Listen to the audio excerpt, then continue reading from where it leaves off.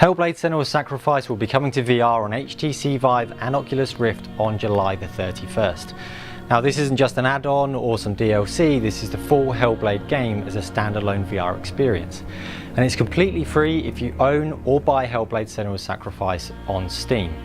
We recommend a minimum of an NVIDIA GTX 1080 graphics card, and in this update we'll tell you how the VR SKU came to be.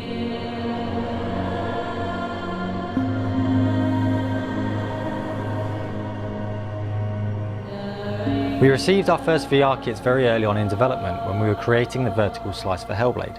The team were curious to see what a cutscene would look like in VR. We all agreed that it was cool to be immersed in the scene, but the motion of the camera made the experience quite nauseating. Could we preserve film grammar without making you feel ill in VR? Could you pan, tilt, dolly and cut without feeling queasy? And so we tried it out. We tried each one of those camera motions in VR to find what the limits were. And we arrived at a concrete set of rules that seemed to be okay for most people we tried this on in the studio. By this time we'd created our GDC 2016 scene. We adapted the cutscene using our new set of rules for VR and released a 360 video on Facebook, Oculus and YouTube so that everyone could experience it in VR. That there is nothing to go back to at all. It was received really well, so we went ahead and applied these rules to nearly all of the scenes in Hellblade. Some of the scenes work better in 2D for technical or for dramatic reasons. Another major challenge early on was how do you do free roaming third-person movement in VR, because at the time most games were sticking to first-person teleportation movement, which wouldn't have been Hellblade. So we ruled out first person, we ruled out teleportation and said let's come up with some ideas, and we did. And we prototyped these ideas. And out of a dozen or so prototypes, we came up with one that sort of stuck as interesting. And this was to use Senua as a frame of reference for movement, so you didn't feel too queasy moving forwards and backwards, but then to use head steering to control her turning. Obviously you can't turn your head 360 degrees, so we employed another trick, which was to gently rotate the world back round as you were turning, such that you wouldn't really notice. And that way you had full 360 movement controls.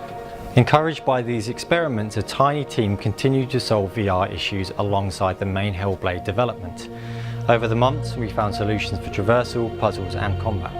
But the biggest challenge facing us by far was frame rate, because if we couldn't run at 90 frames a second on a very well-spec PC for VR, this project didn't have a chance to see the light of day.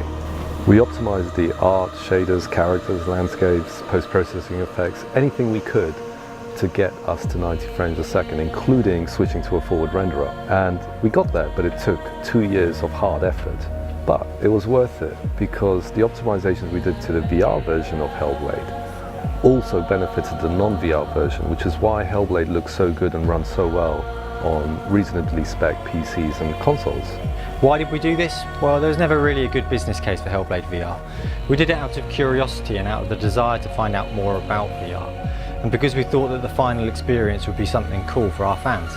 And that's why we're giving it away for free, so that as many people can experience it as possible. Oh my god. With Hellblade and with our future games from now on, our philosophy for development has changed. It's more about following your nose, being curious and really trying to acquire new knowledge and new expertise, because we truly do believe that exploring new paths opens new opportunities to really find innovation and those new experiences. So stay tuned.